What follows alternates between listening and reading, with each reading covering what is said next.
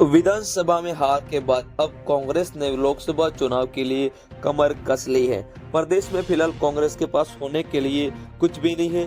दरअसल बीते 2 बार के लोकसभा चुनाव में राजस्थान में कांग्रेस का खाता भी नहीं खुला। अब प्रदेश में लोकसभा की 25 सीटें हैं और पिछले 2 बार से कांग्रेस यहाँ 25 से 25 है। माना जा रहा था कि इस बार विधानसभा में मिली हार और बीजेपी के नक्शे कदम पर चलते हुए कांग्रेस अपने विधायकों को लोकसभा में मौका दे सकती है।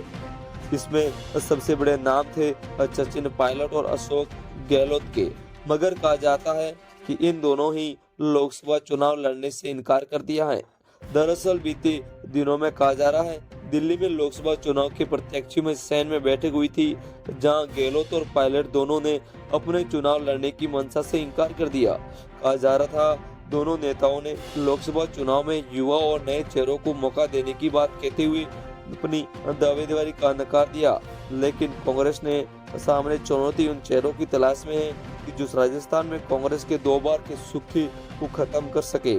आपको बता दें अशोक गहलोत 5 बार जोधपुर के सांसद रह चुके हैं, तो वे 6ठी बार जोधपुर की ही सरदारपुर विधानसभा से विधायक हैं। जोधपुर की मौजूदा सीट में से केंद्रीय मंत्री गजेंद्र सिंह शेखावत सांसद ने जो पिछली 2 बार से जीत दर्ज कर रहे हैं। 2019 के लोकसभा चुनाव में गजेंद्र सिंह के सामने प्रतिद्वंदी के तौर पर मैदान में उतरे वैभव गहलोत, जिन्होंने करारी हार का सामना करना पड़ा था।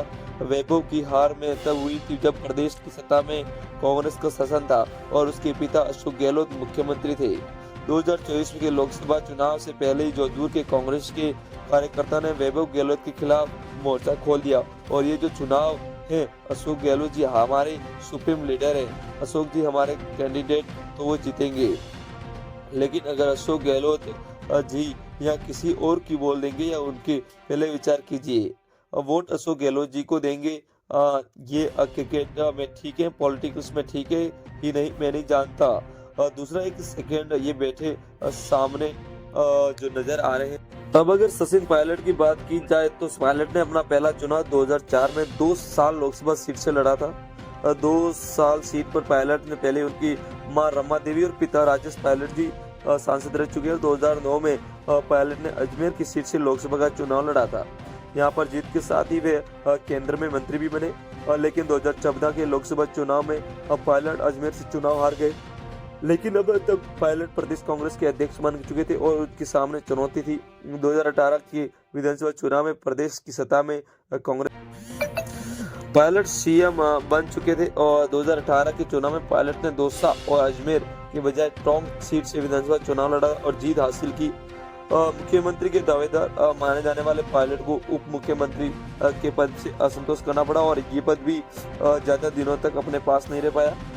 2020 में अपनी बगावत के चलते उन्होंने अपना पद गंवाना पड़ा। साल 2023 के विधानसभा में पायलट ने फिर टोंक से चुनाव लड़ा और जीत हासिल की। अब कहा जा रहा है कि पायलट अगर टोंक से ही लोकसभा चुनाव लड़े तो कांग्रेस